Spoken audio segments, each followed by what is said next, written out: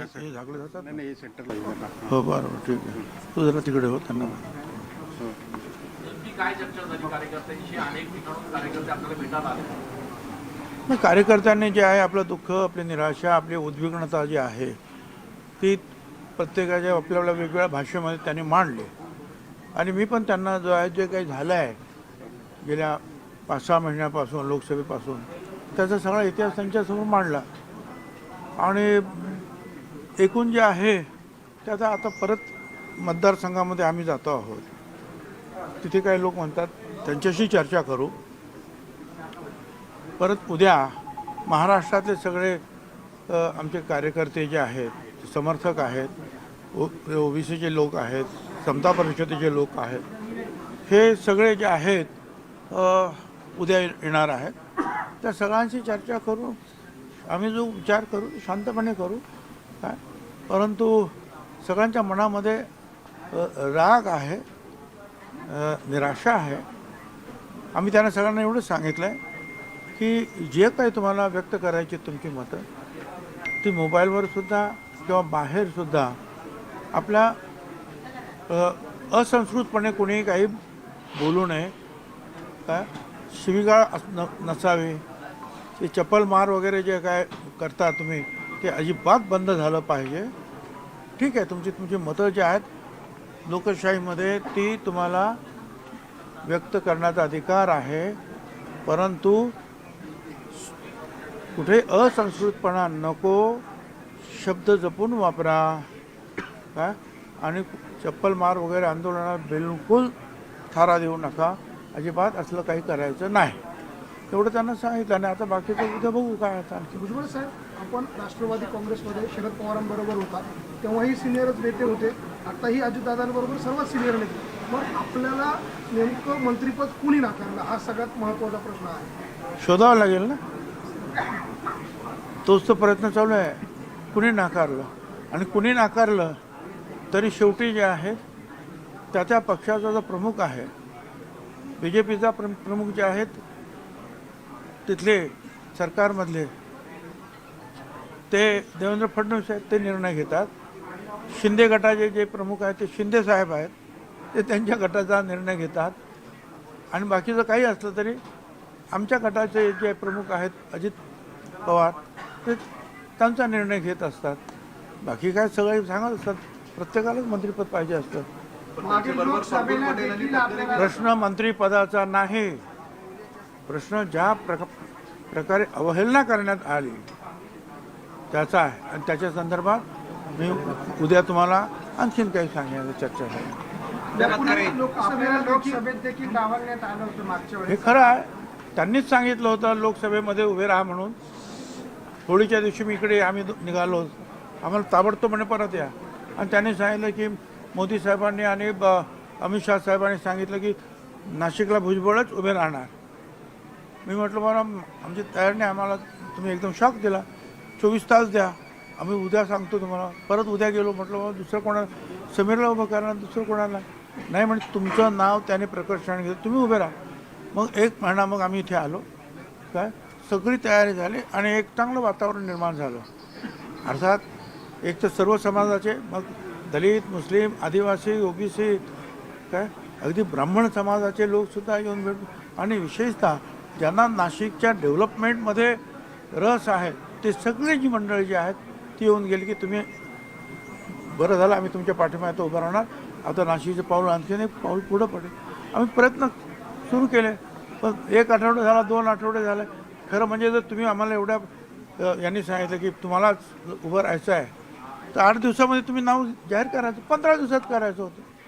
पण 1 महिना झाला तरी सगळ्यांच्या अख्ख्या महाराष्ट्राची नावं जाहीर झाली, आमचं नाव जाहीर होत नाही. मग मी म्हटलं ठीक आहे, आता माघार घेतो. कारण मी अशा प्रकारचे जे आहे आस लावून डोळे लावून बसणार नाही तुमच्या तिकिटासाठी. धन्यवाद. काल आपल्या ओठी एक गाण्याच्या ओळी होत्या, जहा नाही चायना वहा नाही रहना. काय आपल्या मनामध्ये नेमकं? तो आपको क्या कहना है अभी?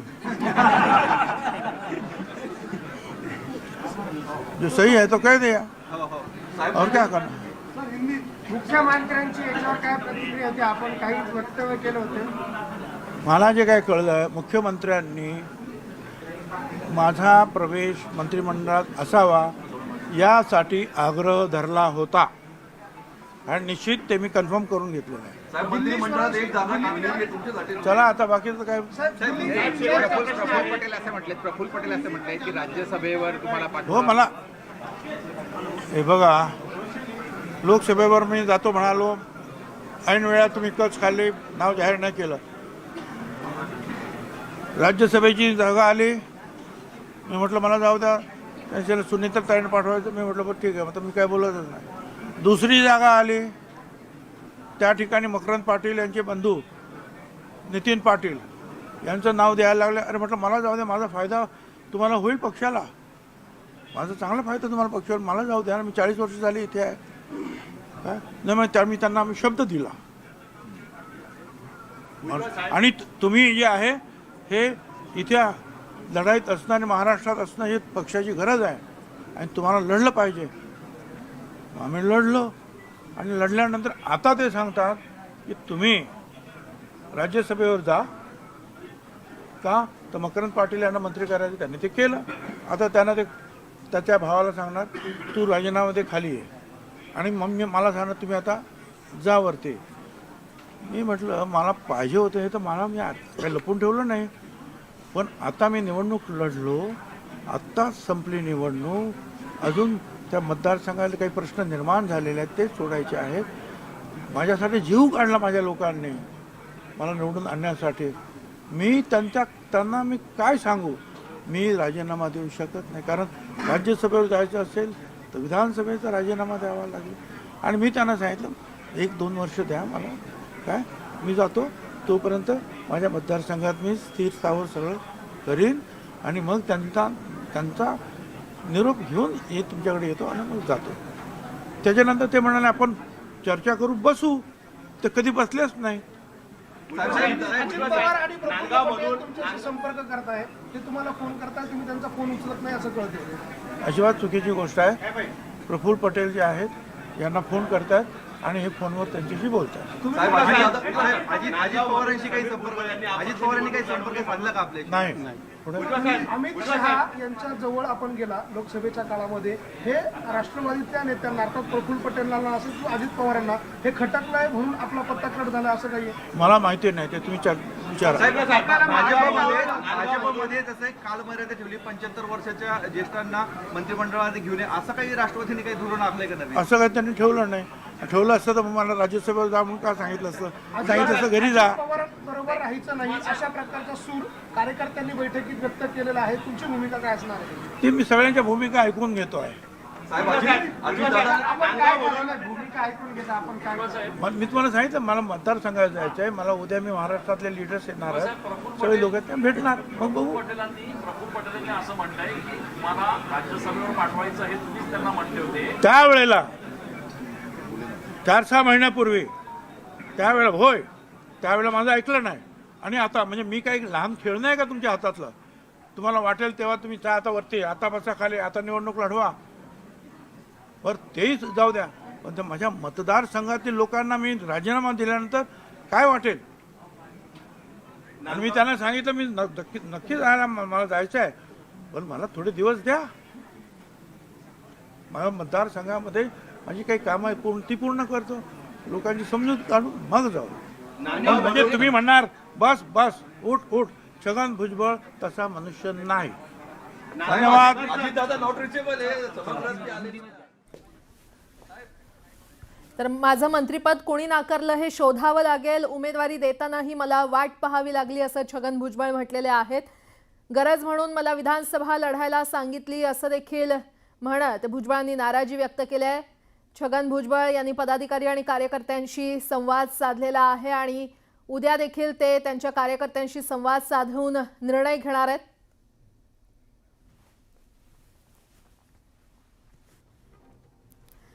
तर चर्चा करू, बसू असं म्हणाले होते, मात्र काही चर्चा झाली नाही, चर्चा करायला बोलले नाही असं छगन भुजबळ म्हटलेत. सगळ्यांच्या मनात, माझ्या कार्यकर्त्यांच्या मनात राग असल्याचं भुजबळ यांनी म्हटलेलं आहे. कार्यकर्त्यांनी दुःख आणि निराशा मांडलेली आहे. दरम्यान मी पदाधिकारी आणि कार्यकर्त्यांशी संवाद साधला, उद्या काय तो निर्णय जाहीर करेन किंवा घेईन असं देखील छगन भुजबळ यांनी म्हटलेलं आहे.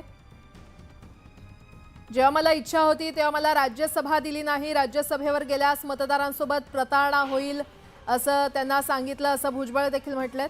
आणि या संदर्भात अधिक माहिती देत आहेत आमचे प्रतिनिधी लक्ष्मण घाटोळ आपल्यासोबत जोडले गेलेले आहेत. लक्ष्मण, छगन भुजबळ यांची पत्रकार परिषद काही वेळापूर्वी झाली. त्या पत्रकार परिषदेमध्ये छगन भुजबळ अत्यंत आक्रमक झाल्याचं आपल्याला पाहायला मिळालं.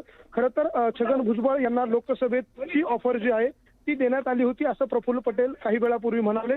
त्यावर उत्तर देत असताना छगन भुजबळ असं स्पष्टपणे म्हणाले की मी हातातलं बाहुलं आहे का, खेळणं आहे का, की मला बस तर बस आणि उठ तर उठ अशा प्रकारची जर भूमिका प्रफुल्ल पटेल घेत असतील किंवा राष्ट्रवादी काँग्रेस पक्षातले नेते घेत असतील तर मी काही खेळणं नाहीये अशा प्रकारची उद्विग्न आणि संतप्त प्रतिक्रिया छगन भुजबळ यांनी प्रफुल्ल पटेल यांच्या प्रतिक्रियेवरती दिलेली आहे. आणि या सगळ्यामुळे आता छगन भुजबळ हे आक्रमक आहेत आणि संतप्त आहे हे आता लपून राहिलेलं नाहीये. त्यांची बॉडी लँग्वेज असेल किंवा त्यांची भाषाशैली असेल हे सगळं स्पष्ट सांगत होतं की छगन भुजबळ नाराज आहे आणि संतप्त आहे. अशा पद्धतीनं आता छगन भुजबळ आपली भूमिका जी आहे ती पुढची मांडणार आहे. छगन भुजबळ यांच्या कार्यकर्त्यांनी देखील काही वेळापूर्वी हीच भूमिका मांडली की आता आपल्याला अजित पवारांबरोबर राहायचं नाहीये. अजित पवार आणि त्यांच्या कार्यकर्त्यांकडनं आणि त्यांच्या नेत्यांकडनं वारंवार आपला अपमान केला जातो आहे. आपल्याला मानाचं पान जे आहे ते पक्षामध्ये दिलं जात नाहीये आणि म्हणून आपण त्यांच्या सोबत राहायचं नाही अशा प्रकारची भूमिका काही वेळापूर्वी कार्यकर्त्यांनी अजित पवार यांच्या समोर मांडली, माफ करा छगन भुजबळ यांच्या समोर मांडली. आणि या सगळ्यामुळे आता छगन भुजबळ त्यांची पुढची भूमिका काय घेणार आहे हे बघणं महत्वाचं असणार आहे. आता छगन भुजबळ त्यांच्या मतदारसंघात अर्थात येवल्याकडे रवाना होत आहे आणि येवल्यामध्ये ते कार्यकर्त्यांशी बोलणार आहे. खरं तर छगन भुजबळ यांची नाराजी जी आहे ती आत्ताची नाहीये. गेल्या महिन्याभरापासून छगन भुजबळ असतील, प्रफुल्ल पटेल असतील आणि अजित पवार असतील या सगळ्या नेत्यांमध्ये चर्चा सुरू होती, अंतर्गत बैठका सुरू होत्या आणि या बैठकांमध्ये छगन भुजबळ यांना मंत्रिपदाच्या बाबत कल्पना जी आहे ती देण्यात आली होती. त्यांना मंत्रिपद न देता लोकसभेवरती अर्थात राज्यसभेवरती घ्यायचं आणि दिल्लीला पाठवायचं अशा प्रकारची भूमिका वरिष्ठांची होती. मात्र ऐन वेळेवरती मला डावललं गेलं. लोकसभेच्या वेळेला देखील मला उमेदवारी नाशिकमधून देण्याचा शब्द दिला गेला, त्यावेळेला देखील अशाच पद्धतीनं उमेदवारी देणार सांगितलं गेलं. मात्र ऐन वेळेवरती उमेदवारी दिली गेली नाही आणि ऐन वेळेवरती अशा पद्धतीनं त्यांनी मला डावललं आणि या सगळ्याचा फटका जो आहे तो मला राजकारणात बसतोय. मी ओबीसीचा नेता आहे, महाराष्ट्रात मी काम करतोय आणि अशा पद्धतीनं मला जर वागणूक दिली जात असेल तर मी शांत बसायचं का, अशा प्रकारची भूमिका देखील छगन भुजबळ यांनी मांडलेली आहे. आणि ही सगळी भूमिका मांडत आता छगन भुजबळ येवल्याच्या दिशेनं रवाना होत आहे, त्यांच्या मतदारसंघात जाणार आहे. आणि छगन भुजबळ आता नेमकी पुढे राजकीय भूमिका काय घेणार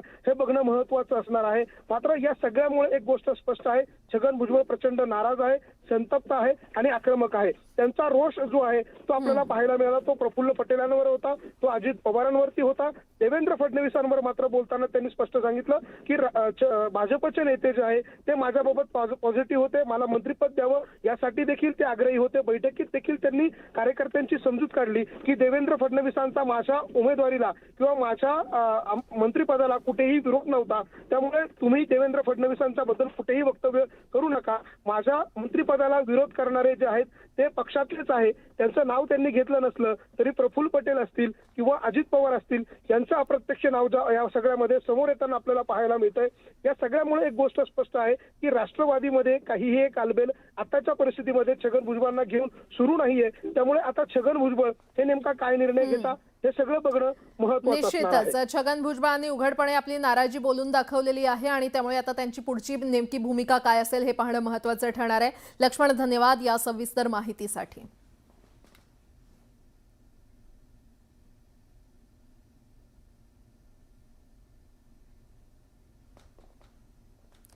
तर आपण पाहतोय तर छगन भुजबळ यांनी उघडपणे आपली नाराजी व्यक्त केलेली आहे. ते आता कार्यकर्त्यांशी आणि पदाधिकाऱ्यांशी संवाद साधतील आणि त्यानंतर त्यांचा निर्णय जाहीर करतील. त्यामुळे आता छगन भुजबळ यांची पुढची भूमिका नेमकी काय असणार हे पाहणं महत्त्वाचं ठरणार आहे. मंत्रिमंडळात समावेश न झाल्याने